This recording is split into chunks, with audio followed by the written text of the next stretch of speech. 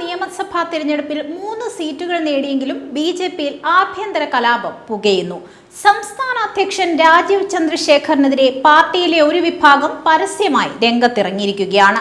സ്വന്തം തട്ടകമായ നേമത്ത് മാത്രം ശ്രദ്ധ കേന്ദ്രീകരിച്ച രാജീവ് ചന്ദ്രശേഖറിന്റെ നടപടിയാണ് തിരിച്ചടിയായതെന്നാണ് പ്രധാന ആരോപണം. ബി.ജെ.പിയുടെ വിജയസാധ്യതയുള്ള മണ്ഡലം എന്ന നിലയിൽ നേമത്ത് സ്വയം സ്ഥാനാർത്ഥിത്വം പ്രഖ്യാപിച്ചാണ് രാജീവ് ചന്ദ്രശേഖർ കളത്തിലിറങ്ങിയത്. പാർട്ടിയുടെ മുഴുവൻ ഔദ്യോഗിക സംവിധാനങ്ങളും നേമം കേന്ദ്രീകരിച്ചു മാത്രമാണ് പ്രവർത്തിച്ചതെന്ന പരാതിയുണ്ട്. ഇത് മറ്റു മണ്ഡലങ്ങളിലെ സ്ഥാനാർത്ഥികൾക്കിടയിൽ കടുത്ത അമർഷത്തിന് കാരണമായി. കഴക്കൂട്ടത്ത് മത്സരിച്ച വി മുരളീധരൻ സ്വന്തം നിലയ്ക്കുള്ള സംവിധാനങ്ങൾ ഉപയോഗിച്ചാണ് മത്സരിച്ചത്. വട്ടിയൂർക്കാവിൽ ആർ ശ്രീലേഖയെ സ്ഥാനാർത്ഥിയാക്കിയ നടപടിയും തിരിച്ചടിയായി. കഴിഞ്ഞ തവണ 2ാം സ്ഥാനത്തായിരുന്ന വട്ടിയൂർക്കാവിൽ ഇത്തവണ ബി.ജെ.പി 3ാം സ്ഥാനത്തേക്ക് പിന്തള്ളപ്പെട്ടു. സ്ഥാനാർത്ഥി നിർണയത്തിലെ പാളിച്ചയാണ് ഇതെന്നാണ് ഒരു വിഭാഗത്തിന്റെ പക്ഷം. 2020യുമായി ഉണ്ടാക്കിയ സഖ്യം പൂർണ്ണ പരാജയമാണെന്നാണ് പ്രാഥമിക വിലയിരുത്തൽ. അവരുടെ ശക്തി കേന്ദ്രമായ കുന്നത്തുനാട്ടിൽ പോലും എൻ.ഡി.എക്ക് മുന്നേറ്റമുണ്ടാക്കാൻ സാധിച്ചില്ല. ബി.ഡി.ജെ.എസിന് നൽകിയ സീറ്റുകളിലും വോട്ട് വിഹിതം കുറഞ്ഞു. ചാത്തന്നൂരിലെ വിജയം മുൻകൂട്ടി കാണാൻ നേതൃത്വത്തിന് കഴിയാത്തതും വലിയ വീഴ്ചയായി ചൂണ്ടിക്കാണിക്കപ്പെടുന്നു. വിജയമുറപ്പിച്ചിരുന്ന മഞ്ചേശ്വരത്തും പാലക്കാട്ടുമേറ്റ തോൽവി വരും ദിവസങ്ങളിൽ വലിയ ചർച്ചയാകും.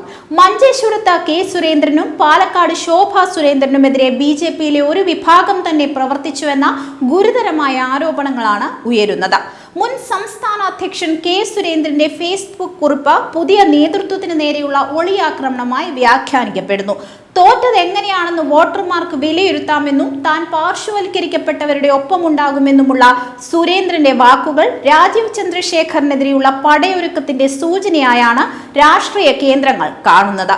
3 സീറ്റുകൾ നേടിയെങ്കിലും വോട്ട് വിഹിതത്തിലുണ്ടായ കുറവും ഗ്രൂപ്പ് പോരും ബി.ജെ.പിയെ പ്രതിരോധത്തിലാക്കുന്നു. വരും ദിവസങ്ങളിൽ രാജീവ് ചന്ദ്രശേഖറിനെതിരെ പാർട്ടിയിൽ കൂടുതൽ പരസ്യമായ നീക്കങ്ങൾ ഉണ്ടായേക്കാം. ഉത്തരേന്ത്യയ്ക്കൊപ്പം അസം നിലനിർത്തിയും പശ്ചിമ ബംഗാൾ പിടിച്ചെടുത്തും വടക്കുകിഴക്കൻ മേഖലയിലും ആധിപത്യം ഉറപ്പിച്ചുവെങ്കിലും ദക്ഷിണേന്ത്യ ബി.ജെ.പിക്ക് ബാലികേറ മല തന്നെ. അസമിനും പശ്ചിമ ബംഗാളിനും ഒപ്പം വോട്ടെടുപ്പ് നടന്ന പ്രതിപക്ഷ ഭരണമുള്ള കേരളത്തിൽ 3 സീറ്റുകൾ നേടിയതൊഴിച്ചാൽ തമിഴ്നാട്ടിലും പുതുച്ചേരിയിലും അവരുടെ നില പിറകോട്ടുപോയി. കേരളത്തിലും തമിഴ്നാട്ടിലും SIR നടപടികളിലൂടെ വോട്ടർമാരുടെ എണ്ണം വെട്ടിയെങ്കിലും ബി.ജെ.പിക്ക് അത് ഗുണം ചെയ്തില്ല. തമിഴ്നാട്ടിൽ ഏകദേശം 68 ലക്ഷം പേരെ ഒഴിവാക്കി. 2 സംസ്ഥാനങ്ങളിലും ഭരണമാറ്റം ഉണ്ടായെങ്കിലും ബി.ജെ.പി സഖ്യത്തിന്റെ പ്രകടനം മെച്ചപ്പെട്ടതായില്ല. തമിഴ്നാട്ടിൽ 2021 4 സീറ്റ് ഉണ്ടായിരുന്ന ബി.ജെ.പിക്ക് ഇത്തവണ ഒരെണ്ണം മാത്രമേ ലഭിച്ചുള്ളൂ. അതേസമയം കഴിഞ്ഞ തവണ 20 സീറ്റിൽ മത്സരിച്ച അവർ ഇത്തവണ 26 സീറ്റിലാണ് മത്സരിച്ചത്. വോട്ട് വിഹിതത്തിൽ 2.62 നിന്ന് 2.97% എന്ന നേരിയ വർധന വരുത്താൻ മാത്രമേ സാധിച്ചുള്ളൂ.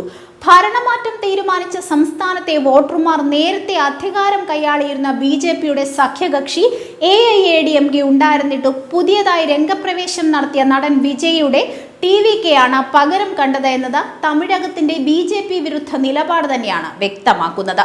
പുതുച്ചേരിയിലും ബി.ജെ.പിക്കുണ്ടായത് തിരിച്ചടി തന്നെ.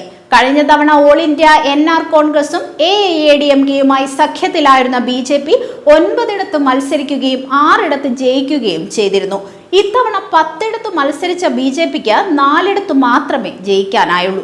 സഖ്യകക്ഷികളായ all India NR Congress 2, AIADMK, LJK എന്നിവ 1 വീതം സീറ്റുകൾ കൂടുതൽ നേടിയപ്പോഴായിരുന്നു ബി.ജെ.പിക്ക് നഷ്ടമുണ്ടായത്. 13.66 നിന്ന് 12.19% വോട്ടിംഗ് ശതമാനത്തിലും കുറവുണ്ടായി.